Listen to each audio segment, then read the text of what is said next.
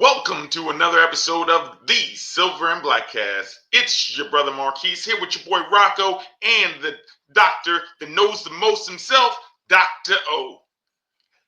We're just a few Raider fans here just trying to give you guys a little insight, some passion, and just break down what's happening in the Raider Nation. Here, we break down into 4 segments every episode, like 4 downs on a football field. On first down, we're going to talk about the news and notes, what's hot, what's happening, and what's new in Raider Nation. On second down, it's our hot topic of the day. Today, we're going to talk about the running back and the quarterback room and compare it to that of our division rivals. And on third down, we're going to dive deep into Rocco's mind, a scary place where anything can happen.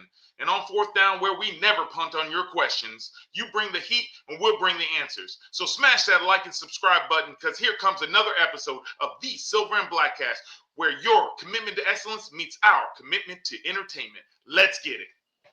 Let's do it. All right, fellas, you guys ready for another episode? Yes, sir. I'm born ready, baby. All right. Well, let's start with first down with our news and notes of the day. Our news and notes of the day is a couple things. Obviously, today we started out with OTAs, but let's back it up to yesterday's introduction to training camp with Pete Carroll's presser. Did anything stand out to you, Rocco? I've been winning 10-plus games for 20 straight years. We're going to win. I don't care who hears it. Yeah, it stood out to me. Goosebumps. Goosebumps. Yeah. No, it was vintage Pete Carroll. I loved everything he had to say. It was great. I especially love that part. He's been hammering that home since he got the job. You know, he's not looking to rebuild. He's not looking for a grace period. He's looking to win as much as possible, as quickly as possible, and let's see where the chips fall. You know, I love that mentality, and I think it's going to galvanize the locker room. Yeah, what I really liked is that most coaches kind of shy away from predictions of how a team's going to go. Most teams are going to be like, how do you think the team's going to be this year, coach? Oh, well, we're going to play hard and we're going to compete. I promise you that. Yeah. Well, this guy's coming out and says, listen, I win 10 games every year. That's what you should expect. Yes. And so you got to respect that, you know, and it leads me into a couple of today that they had some press conferences. We had Jacoby Myers talk, Jeremy Chin, Geno Smith, Max Crosby talk. And I don't know if you were able to watch that yet, Rocco, but one of the things that Jacoby Myers said when they brought out Pete Carroll is that he, not only his energy, but his confidence. And he said that his confidence is contagious. And that just goes along with the lines of the quote that you read for us about him winning 10 games every year, is that he has confidence that he's going to deliver. That bleeds down into the players. And that's how you get rid of a losing mentality in the locker room, is that you inject them with belief. And I think that he's clearly done that. Yeah. Can I say something? Sure.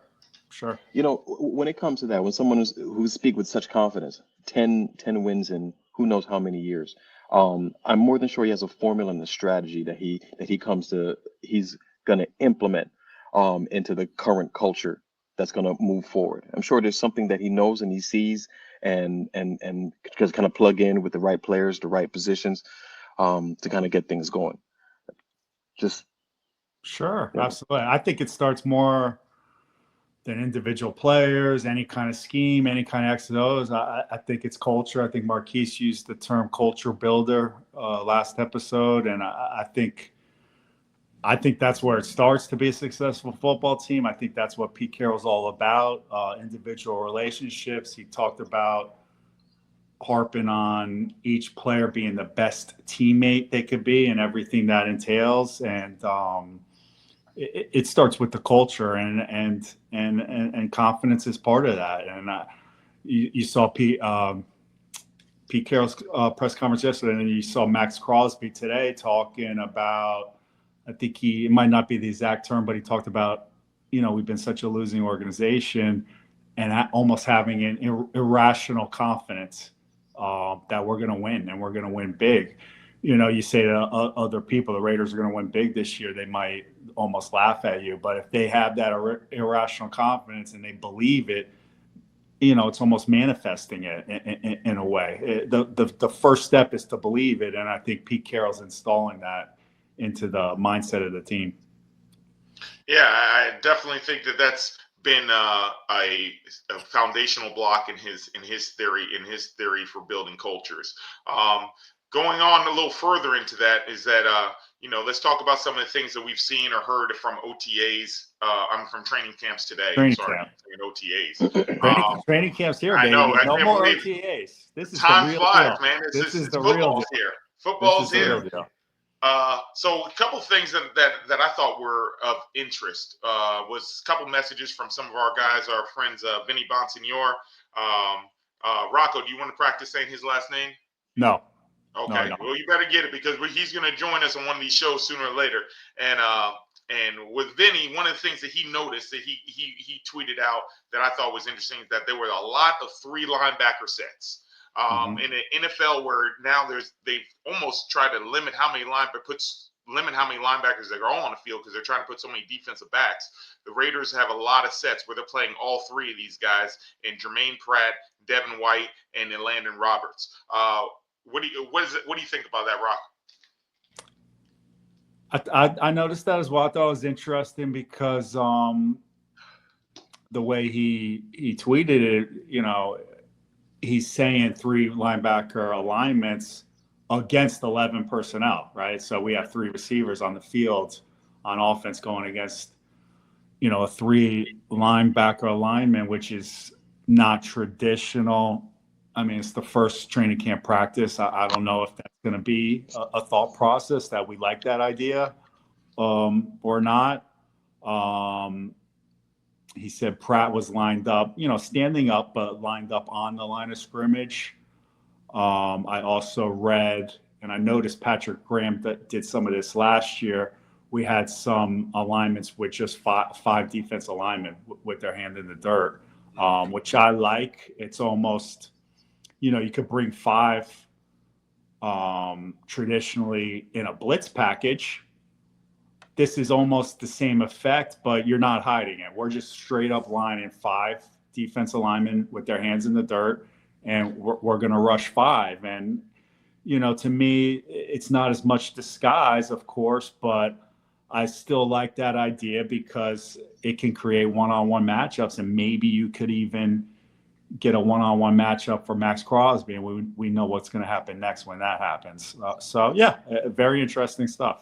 Yeah, to me, it could be one of 2 things, right? It depends on how you want to look at it, positively or negatively. I look at it as saying, positively, please. I know you are. I look at it as saying that, hey, either they really feel good about the veteran and linebacking crew, and they feel like they want their best players on the field, so they're going to find a way to make it work with those 3 guys, or they are a little gun shy when it comes to their nickelback. And which usually would take that 3rd linebacker off the field. So time will tell which one of those are. But along those same lines, I don't know if you saw.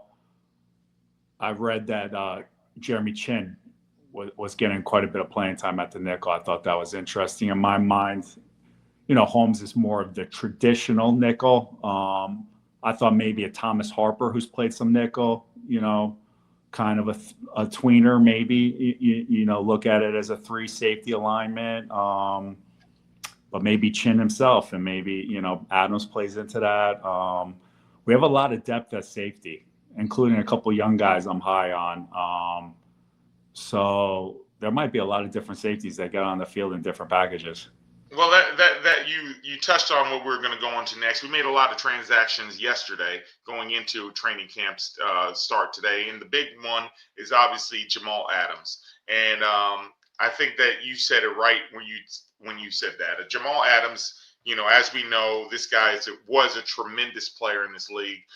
In 2016, 2020, he was 2nd team All-Pro. He was 1st team All-Pro in 2018-19. He's set the record in the NFL for the most sacks in a single season by a defensive back with 9.5. And then, unfortunately, the injury started to kick in with a torn labrum in 2021 and a torn quadricep tendon in 2022. And before we get into that injury history a little bit, I do want to say that I think that you hit the nail on the head. I think they're hoping that they could bring in And it's not even really hope. Spytek's already said that they plan to use him as a close to the line of scrimmage and not in the typical free safety role. And I think they're planning to do that so that it gives them a little bit more flexibility to use Jeremy Chin in a big nickel role. So I think we're hoping that he's back to being healthy, back to being himself after a few years of just being banged up. But that leads me to you, Doctor. I want to ask you a question about that. Obviously he had a torn labrum a few years ago, and I don't think that's what's been holding him back. I think it's really been the torn quad tendon. Can you talk about that? Talk about why that injury is maybe so hard to come back from, and do you expect him to be able to make a full recovery at the age of 30 almost? Okay. All right. So it also depends on what your definition of a full recovery is. Will he be able to walk and talk and, yes. Now, will he be able to get back to his perennial Pro Bowl self? That remains to be seen. Now, when you're coming back from a quad tendon, and not very frequently in the NFL, if I'm correct, over the past 20 years, there's been only 14 quad tears in the league. Wow. So they're not frequent, and they're Wow. more frequent, and they're more frequently noticed among offensive and defensive linemen. So anyway, the only other individual that I can recall in recent time with a quad tendon was the wide receiver who played for the Giants. Anyway, he tried to come back, but he didn't do so well. But it's been some time. He's had some time since the surgery, and sometimes it'll take a little bit of time to kind of ramp up, get the strength, get the feel back. For the position he plays, a lot of directional changing, start, stop. That muscle is going to be put under a lot of stress. He's well past the recovery period time right now because it's been a year and a half, almost 2 years. So right now it's all about getting that feel for the game once again. Now it also depends on how he's being used. His position. It's going to bang a little bit, but not as much as your linebackers. But again, it's also how he's going to be played by Pete Carroll. And based upon your description of having him directly on the line or close to the line, he might have to bang a little bit more. That would lead me a little bit more towards worrying about the labrum. But I think he can come close to where he once was. If all things go well, will he surpass his previous high levels of performance? I doubt it. I wouldn't put money on that. But if he comes close to what he was before, he'll be a great contributing factor. Okay, you guys heard it first. Dr. O predicting Jamal Adams back to first team All-Pro Hall of Fame status. So, Not sure that's exactly what he said, but I like your interpretation. Yeah. That's what I heard. Okay. Optimism. And the last thing we want to talk about before we move on to second down was there were a couple people who missed practice today. Obviously, Christian Wilkins, who Pete Carroll did not really put a lot of information out about his injury. Obviously, we were all, after seeing that video come out about him dancing to the Backstreet Boys. We were all hoping to hear Pete Carroll say, hey, this guy's a couple very close to coming back. Unfortunately, Pete Carroll did not give us that information, and he's still on the PUP list. No reason to panic yet, but that's just what it is. And the other person that was not at practice was Thayer Munford. Haven't heard any news of why he wasn't here. I don't know if you've heard yet, Rocco, but Thayer Munford, obviously you can't control injuries, but he lost his job last year to his injury to DJ Glaze. He got Wally pipped, and he can't miss any time. He might not even make the roster. Yeah. I mean, that's all true, and it's also true it's the first day of camp. So let's see. There's not too much I can say. There's no info, so we'll just have to wait and see. Yeah.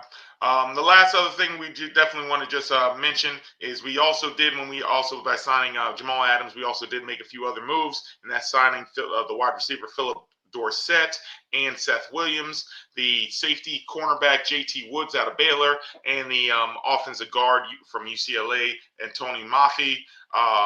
Any of those make you raise an eyebrow a little bit, Rocco? Well, I got, as a University of Miami Hurricane fan, I'll always have a soft spot for Philip Dorsett. I think this is his second time around with us. Let's see if he could still run, because he sure could when he was in his prime. So let's see.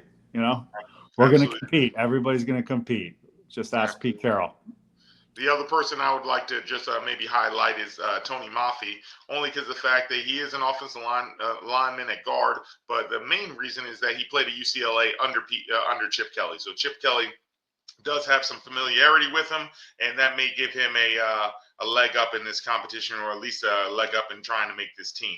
So that takes us to second down, where we're going to get to our hot topic of the day, which is our quarterback room and our running back room, and comparing that to our division rivals as well. So let's start with the most important position on the field, the quarterback room, and that starts with Geno Smith. Rocco, I'll let you take lead off on this.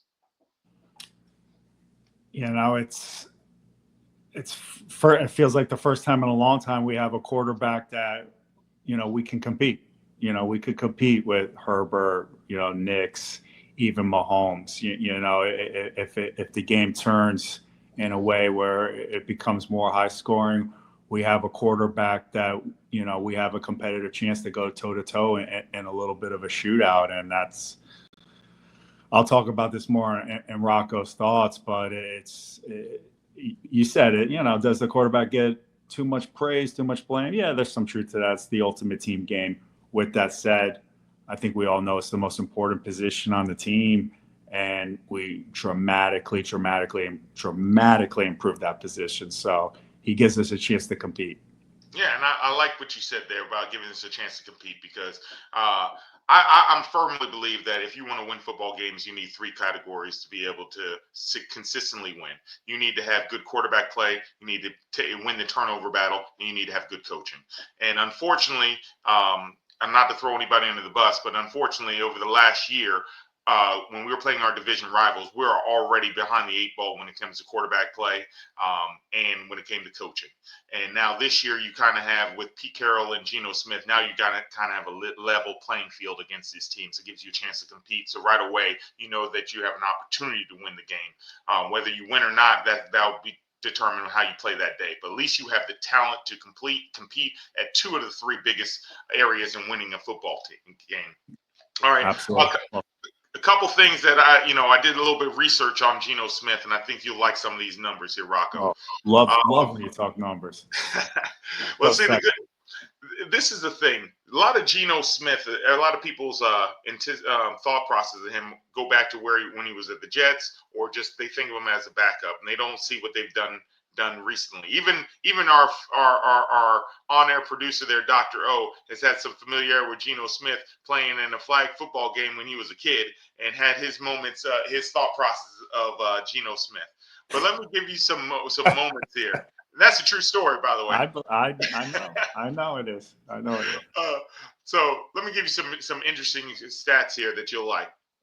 And this goes in particular when we're talking about the arm talent of Geno Smith. Because he, one thing that I like is that he can throw the deep ball. And when you have a running back like Ashton Jeanty, which we'll get into, and you have guys who take over the middle of the field like Brock Bowers and Jacoby Myers and Michael Mayer and these guys who could be threats. If these guys like Trey Tucker and Dante Thornton can take steps in being a deep threat, then Geno Smith can really take advantage of them. And he proved that last year. In 2024, he earned a 95.1 PFF deep ball passing grade, ranking fourth among all quarterbacks in deep passing. His big time throws were top 6 amongst all quarterbacks.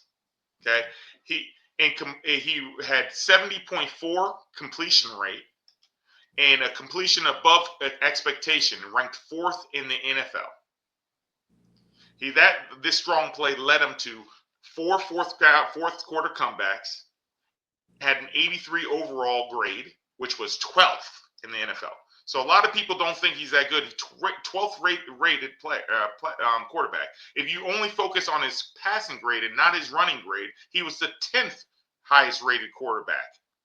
Okay, he in the last three seasons combined, he's had the 7th highest passing rating as a quarterback. So keep going. All right, I can keep going with this. I can do that. How about this? You'll like this one. So the Raiders' offensive line, they were 13th in pass blocking last year, which is Okay. obviously much better than what Seattle's was. He was Yeah. running for his life back there, Yeah. you know. But even with that, he averaged 8.1 yards per attempt without pressure and only 6.1 with pressure, which is one of the biggest gaps in the quarterbacks between pressure versus not pressured. So meaning if this guy is not pressured, he's going to sling this ball all over the yard, which based on what we see at our offensive line, that could be a possibility, you know. And so those are just some great numbers that I saw when I thought about him, and I was like, you know what, this guy has opportunity to really take off in a Chip Kelly system and with an offensive line who's doing a decent job blocking for him. Great numbers. It reminds me of the feeling I've had this offseason. It's usually this time of year I'm trying to talk myself into believing, you know, the film guys, the analytical guys, they don't know what they're talking about. Garoppolo's he's a winner.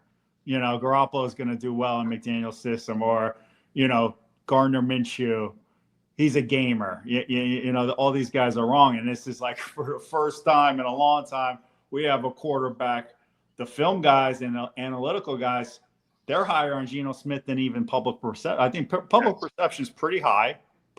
Not that it's low, but they're here to tell you he's even better than you think, which is very refreshing because we're not usually in that situation, and I think they're right.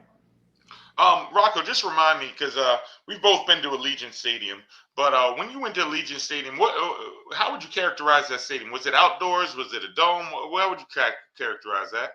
It's a dome. Well, I'm glad you brought that up, because you brought it up. Well, I'm glad some smart guy brought it up, because here's another interesting stat about Geno Smith. He is terrific in domes. So when he plays outdoors, he's had 36 games where he's played outdoors. He has a quarterback rating of 89.7 through 43 touchdowns and 31 interceptions. So that's about a 1.5 to 1 touchdown, a 1.5 touchdown to interception rate. However, when this gentleman is in a dome, in the 16 games he played in dome, so about half the sample size, he has 111 passer rating as opposed to the 89, has thrown 30 touchdowns and 5 interceptions. Wow. So that being said, keep this man in a dome. He's got at least 9 games in a dome this year. So if those trends continue, then we might have a hell of a guy back there. I like you said at least. At least 9. That's right. Because I'm planning on winning the damn division and having a home playoff game, baby. Oh, I know what you were insinuating. I know. All right. Now, as much as we want to give glowing reviews only about Geno Smith, there are some other guys in that quarterback room, in Aiden O'Connell and Cam Miller, because we did recently cut Carter Bradley last week. So we do have 3 quarterbacks there. Any thoughts on Aiden O'Connell and Cam Miller before we move on to the running backs? Yeah, I would like to give Aiden O'Connell some love. You know, I've been harping, and I'm going to continue probably in a minute, harping on how awful the quarterback play has been the last 3 years. But when I say that, I'm not referring to Aiden O'Connell. You know, I'm not trying to make the case he was great by any stretch of the imagination. But I thought the past 2 years he's done a very admirable job in very difficult situations. And I think now he could settle in.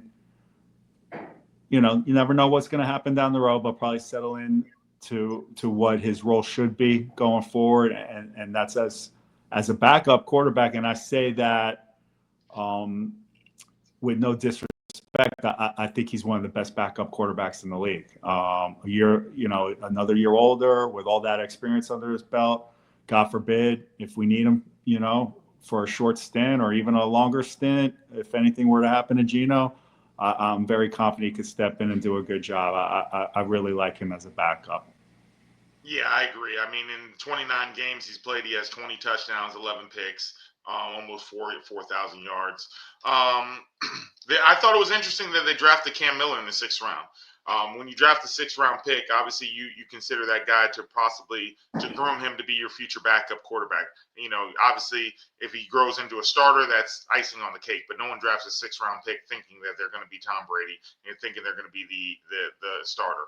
So I thought it was interesting that they used that 6th-round pick on him when you do have Aiden O'Connell, and it just goes to show that the preparation that Spytech and them have. I mean, O'Connell's going into his 3rd year, so technically he has 2 more years under contract before we have to replace that backup quarterback.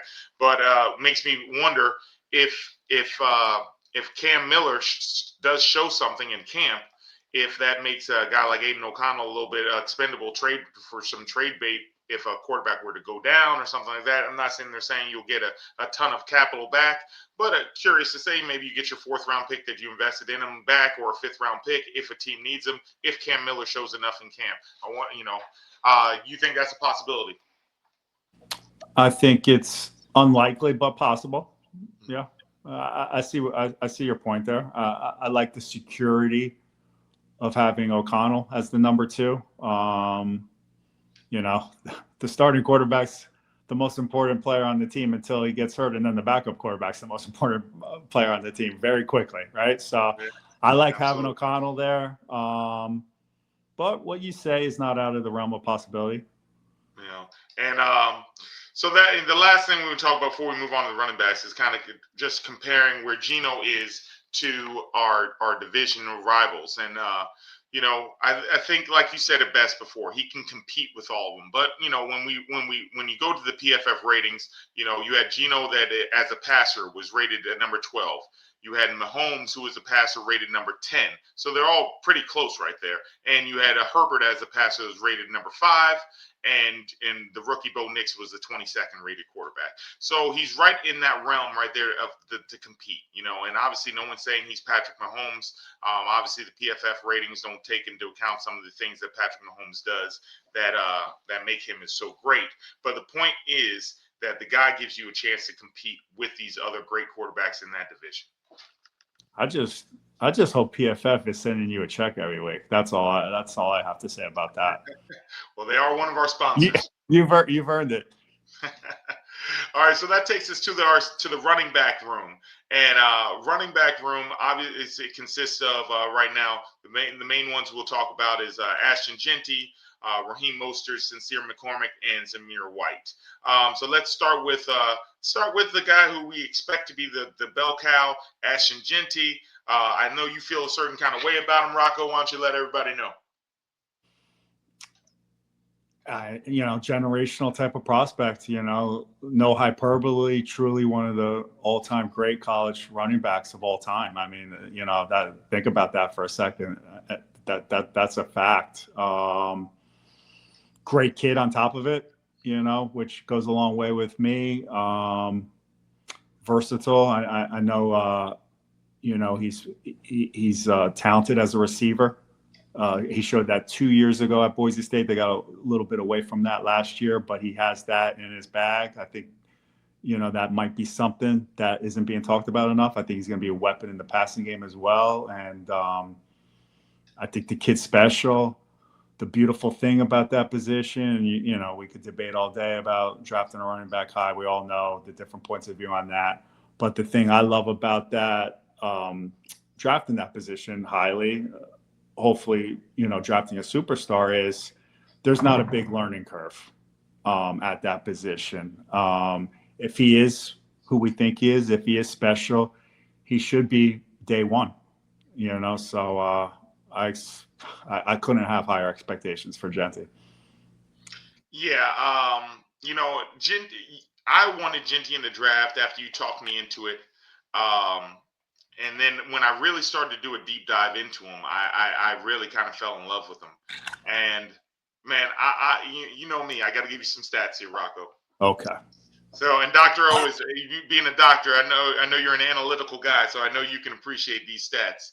But this is we all know that he had 2,600 yards and he was 28 yards short of breaking Barry Sanders' record. That's you're almost tired of hearing that. As crazy as that sounds. But here's some, he had a 96.6 rushing grade, All right, and this is the things that started to stand out. He set college records with last year with 1,970 yards after contact. So he has, which is more yards than any other running back had total. So he had more yards after contact than anybody had the whole season. So, you sit there and look at him, and you got to sit there and think, okay, this has got to translate to the league. So I started to think to myself, okay, well, how does that, if what he does translates, how does that apply to what's happening in the NFL? So I went back and looked back, and so the rookie record holder is Eric Dickerson back in 1983 with 1,808 rushing yards. Okay. I'm not saying that Jeanty's going to break that. Say it.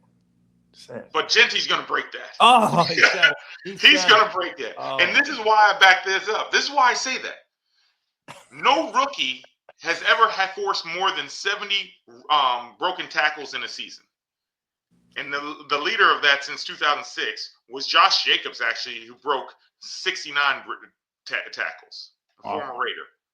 So Ashton Jeanty, he forced missed tackles on almost 41% of his rushing attempts. So if he were to only get 200 carries, based on that same metric, he'd force over 91 missed tackles alone if he's only getting 200 carries, and we know he's going to get 300 plus.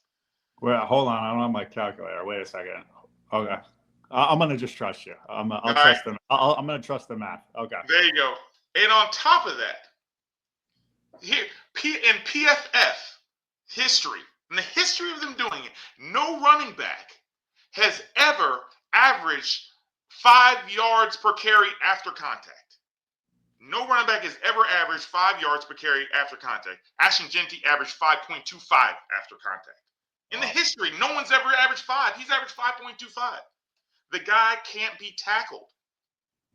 The guy, it's just like he said in his letter to the NFL. Yeah. This is tackle football. I draft the guy that they can't tackle.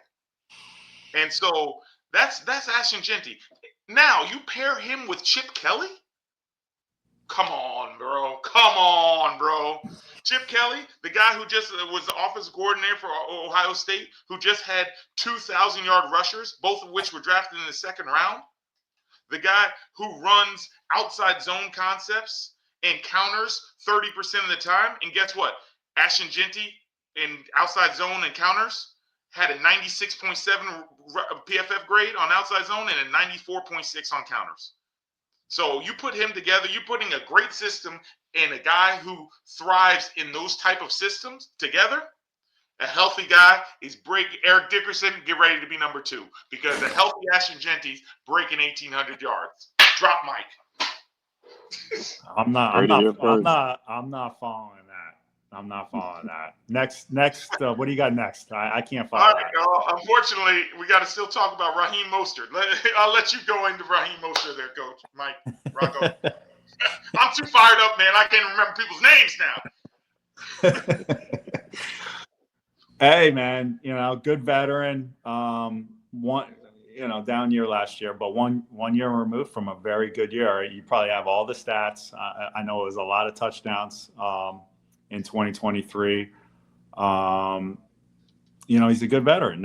You talked about Jeanty, and I agree with everything you said. And obviously, he's going to be the bell cow. But other running backs are going to play, and they're going to need to play well. And I think he gives you a nice veteran reliability. Yeah, I agree. I mean, to go into what you said, yeah, he's a year removed from having 1,000 yards and 18 touchdowns. 18 touchdowns. 18 touchdowns. And obviously, that was an outlier. That's not who he is from year in and year out. But he is still capable. He is still fast. He's still going to be electric when he went to complement Ashton Jeanty. The question is, I don't know, I wonder if he'll be able to hold on to that backup role, or would you see guys like Sincere McCormick or Zamir White taking over? Yeah, it's going to be a hell of a competition. McCormick was very impressive last year in limited time. I mean, very impressive. I'm high on him. Zamir White had a down year last year. I would attribute that more so to a poor scheme. I wouldn't even say poor blocking necessarily. I think it's more accurate to say, especially early in the season when Getsy was there, we just looked very confused on the offensive line. Did he probably play poorly on top of it? Yeah, probably. But this time last year, everybody was high on Zamir White. So to me, Mostert's, the reliable veteran. McCormick, I'm very excited about. I would like to see him pick up where he left off last year. Maybe looks like Zamir White could be the odd man out, but you know me, I'm not quick to give up on guys. He had a down year last year. Look at what he showed towards the end of 2023. He looked like a stud, and he was a stud in college. So let them all compete. Pete Carroll, competition. Absolutely. I mean, I think you said it right. I think Sincere McCormick's biggest concern is his injury history. He was injured in college. He was injured his first couple years in the league, and then he gets an opportunity last year, and he's injured again. And then Zamir White, how good are we? He's big, he's strong, he's fast, he's all airport team, but can he put it together? Can he read? Does he have the vision? Things like that. And those are the questions that both those guys are going to have to answer if they want to challenge Raheem Mostert for that backup running back spot. Especially since Raheem Mostert does have some history with Chip Kelly, being his first coach actually in the NFL. Which leads us to just the comparisons versus our running back room versus the rest of our division. And it's kind of interesting when you look at it. All the other divisions, it's almost like they have a tandem. They have a solid tandem. I would not say that anybody that they have is as spectacular and dynamic as Ashton Jeanty is. However, they do have great depth at their running back rooms. When you look at the Chiefs, they have Isaiah Pacheco and Kareem Hunt. You look at the Chargers, they got the rookie they just drafted, R.J. Harvey and J.K. Dobbins. You look at the Chargers, they have Najee Harris, and the rookie they drafted in the first round, Amarian Hampton. So this does seem to be a division that's going to run the football. And I think the Raiders stack up well in that regard, and we'll see if that carries them into to wins using that running game, and if we're able to stop the run, because I think that all four of these teams will have strong running games. Yeah, I would just say we know it was a very good, maybe a special running back class this past draft. So Harvey and Hampton, get my attention. I think Hampton especially, with the Chargers and Jim Harbaugh's mentality, he might be tough. We might have our hands full with him. So yeah, we better be prepared to stop the run. Absolutely. That leads us to third down. To Rocco, your thoughts. What you got on the agenda today for us? Well, we spoke about Geno Smith earlier. I was just going to touch on the fact I just feel like the acquisition of Geno and the impact he's going to make on the team, I feel is being still underappreciated to a degree. I think everyone knows it's a big improvement, and that's being talked about. But in my mind, it's still underrated. The quarterback play the last 3 years, somehow we managed the last 3 years. Whatever you think of Derek Carr, his last year was one of, in my opinion, the worst year of his career. We bring in Garoppolo. Whatever you think about Garoppolo proceeds to have the worst year of his career. Then we bring in Minshew. Whatever you think of Minshew, he has the worst year of his career. That's a neat trick that we pulled off somehow. But the quarterback and all play, coordinators, right? All different coordinators on top of it. It's like you couldn't have done that if you tried. But the quarterback play, I said in another podcast, it never even gave us a chance to get off the ground as a football team. And we're sitting there. The season's over. We're picking sixth. It's not the best quarterback class. We make a run at Stafford. He stays with the Rams. And you and me are talking, and we're like, are there even any good options. You're trying to talk me into Fields. I'm trying to talk myself into Darnold. And out of nowhere, we're trading for Geno Smith. Mind you, only giving up a third-round pick. They should ask me. I would have given him a second-round pick in 3 seconds. So it was quite the coup to get Geno Smith. Never even occurred to me that he might be available. Quarterbacks of his caliber, still in their prime, and I understand he's a little older. He's still in his prime. Okay, these quarterbacks play longer than they used to. He especially doesn't have as much wear and tear on his body. No off-field issues. Great guy, great leader. These guys don't become available, and I'm quite frankly, I'm not sure why he is, and I don't really care to find out. It's our gain, and I just think you talked about the arm talent and all the numbers. The numbers are really good, and you kind of touched on it. I don't even think it was in a great situation. I know it wasn't. It wasn't a great situation. It was a bad situation. Very poor pass protection. Not much of a running game. From what I've read, poor system. They brought in Ryan Grubb, who had success in college, but it didn't translate to the NFL. He got fired. It didn't work. I think he's coming in a much better situation. Started with his relationship. He has a special relationship with Pete Carroll. I do think we're going to provide good pass protection. I do think we're going to be committed to the running game. I think it's going to be a very strong running game, which is the quarterback's best friend. I like our weapons. So I think he's going to have a big year. And it's just, sometimes I talk about, we're so focused on wins and losses, and so am I. But sometimes I take a step back and just look at it from almost an entertainment standpoint and a fan,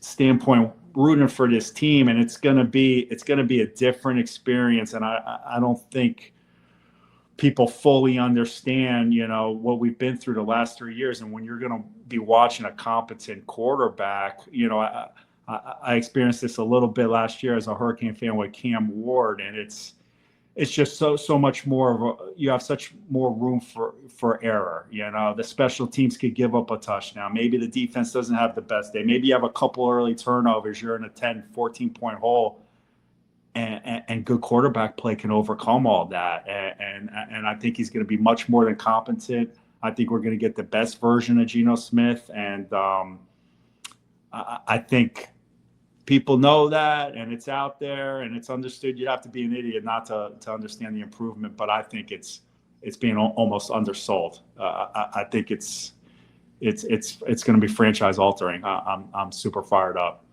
Well, as Geno said, he didn't come to Vegas to roll the dice. He came to run the table. That's what, love that. That takes us to fourth down. What do we got in the mailbag for us today, Dr. O? Well, hey everybody, how's it going? If anybody has any questions, they want to get it into the Silver and Blackcast, I want you guys to email us at Silver and Blackcast, SILVERAND BLACKCAST Okay, first question. What will be the Raiders' strength, weakness, and X factor for the season? I think we just talked about it. I think the strength will be the running game. I think certainly I think we're going to be balanced. I just talked about Geno as well. I think we're going to be balanced, but I think the strength is going to be the running game. I think Pete Carroll has that mentality, always has. I think that's what Chip Kelly does best. I like the offensive line. I like some of the other pieces. Everybody focuses on the offensive line, but I like the two tight end sets. I like Mayer block, and I think Jacoby Myers is a good blocker. Jack Betch is a good blocker. I think there's going to be a commitment. I think we have the personnel to block it up, and then just let Jeanty do what Jeanty does.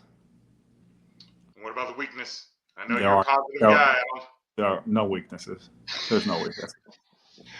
All right, your X factor. What's your X factor? I like Thornton as an X factor. You went in depth on that last time. I know Al Davis Smith made that pick, and if he's ready, as a rookie to contribute, which it's looking more and more like that could be a possibility.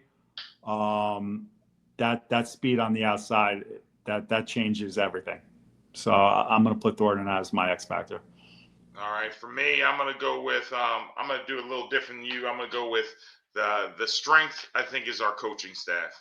When you got Pete Carroll as your head coach, Chip Kelly is your offense coordinator, and Patrick Graham is your defense coordinator, I feel like you have a strong leadership group, and I think that's our strength. I think our weakness right now, I have to say, is probably our secondary, or you know what, I wouldn't even say the secondary. I'll say our depth, and our depth is our weakness, and I don't think that's slight on our backups. I think it's more of just the unknown. We're one of the youngest teams in football. I think we're the 5th youngest team in football, and we've had only until we just made a couple moves. So the numbers might have changed a little bit, but we only had, I believe, 5 players that are over the age of 30 on the roster. So we're a very young football team. So I think the depth and youth is our biggest weakness. And my X factor is going to be the offensive line. I think if the offensive line is good, this team will be really good. If they struggle, then we'll struggle. So I'm going to go with the X factor being the offensive line unit. Those are good answers.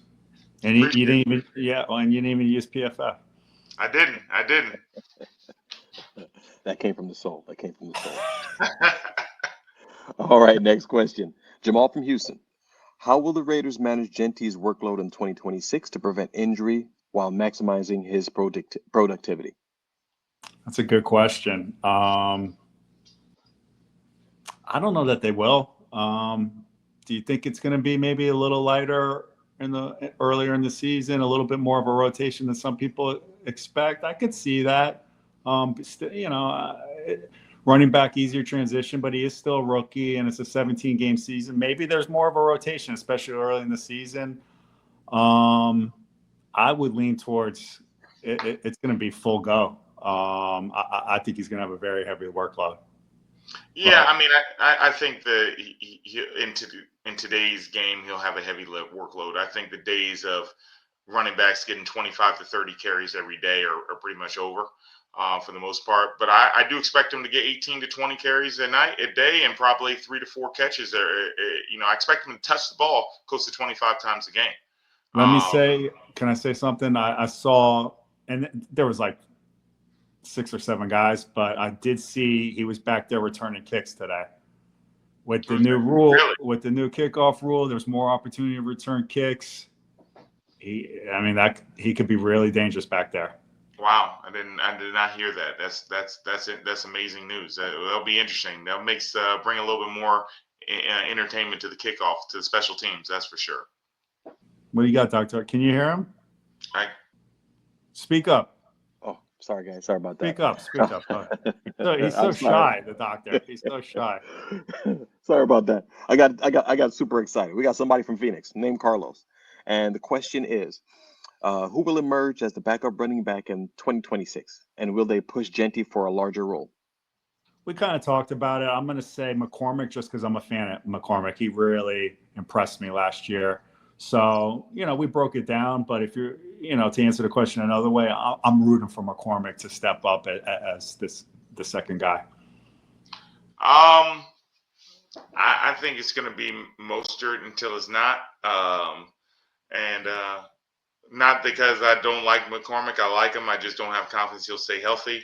And not because I don't like Zeus. I just lost a little bit of time. He's got to earn it with me after last year's performance. So I think it's going to be Mostert until one of these other guys are able to overcome either injuries or their mental blocks that's been limited to them. I thought you were going to go with Pegues. Oh, man. I didn't think about it. I wish I could. I wish I had him. He'll definitely be our short yard running back at the 310 defensive tackle. Touchdown machine. Touchdown machine. Just let him roll in. In. Who's going to stop him? All right. Final question, guys. This is, we got a local. Dre, how will the Raiders' offensive line look in 2026 after any more potential offseason moves? I don't envision them adding. I mean, you never know, but I don't envision them adding another veteran. I would actually say I think we have very good depth, especially on the inside.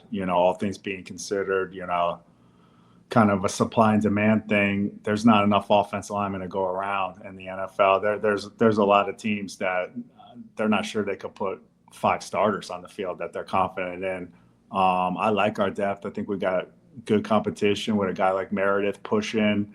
The 2 rookies. I might be forgetting somebody, but I don't envision adding a veteran. I think they made a point to try to develop Glaze. They made a point, moving JPP to center, let him grow into that role. Parham's still young. They want to coach him up, and I think we're going to go with the guys we have, and I think they're talented. I think they just need to be coached better. I thought that was the biggest issue last year. I think you saw them improve when we made the move with the coordinator change and Philman taking over the O-line last year. They significantly improved, and I think they'll be even better this year. Yeah, I think that offensive line is going to be it's going to be an interesting group to me, because I think you do have a lot of depth, especially when it comes into the interior of that offensive line. It's going to be an interesting battle between Parham and Meredith and Kappa and Thayer Munford, who was doing some work at guard and tackle. I think that's going to be interesting to see how that plays out. I'm like you. I don't see them adding much. I'm curious to see if they carried more. If they just carry more, or if they're going to limit themselves to 8 offensive linemen like most teams do. But that's going to be an interesting battle throughout camp. If you were to pick today, who do you think is going to end up winning those jobs? Well, I think obviously Colton Miller. That's a given at left tackle. I would say Glaze is pretty much a given at right tackle. I like that JPP's at center full time. That's his position. He's going to be the starting center. As of now, all throughout the OTAs, and I saw today the first practice, the 2 starting guards were Kappa and Parham. Jordan Meredith played really well last year. Mr. PFF, his PFF grades are off the charts. You might want to look those up for next episode. He's going to push them. He's going to push them. You got the rookie too, but Meredith is that 3rd guy where I think that's going to be very competitive. So, well, that's a wrap, ladies and gentlemen, on Silver and Blackcast for the week. Come join us next episode when we dive a little bit deeper into our wide receivers and our tight ends. Just remember that win, lose, or tie, Raider love till we die, all day. Raider Nation, baby. Last thing I want to say is just make sure, again, please smash that like and subscribe button. Until we see you again, remember, stay loud, stay bold, stay committed to excellence. We out, baby. Just win. Just win, baby.